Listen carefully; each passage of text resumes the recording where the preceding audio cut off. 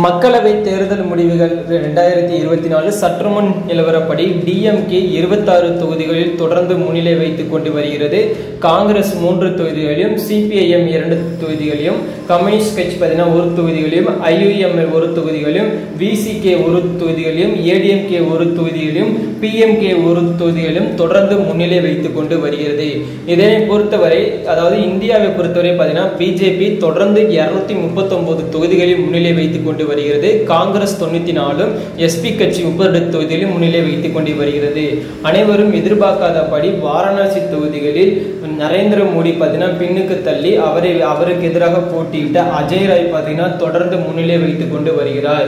அதனைத் தொடர்ந்து கோயம்புத்தூரில் போட்டியிட்ட அண்ணாமலை தொடர்ந்து பின்னடை சந்தித்துக் கொண்டிருக்கிறார். அவருக்கு எதிராக போட்டியிட்ட கணபதி தொடர்ந்து முன்னிலை வைத்துக் கொண்டு இருக்கிறார். இது சற்றுமுன் வந்த நிலவரப்படி. இதே மாதிரி ஒவ்வொரு 1 மணி நேரத்திற்கும் அப்டேட் தெரிந்து கொள்ள நம்ம சேனலுடன் இணைந்திருங்கள். அனைவருக்கும் நன்றி, வணக்கம்.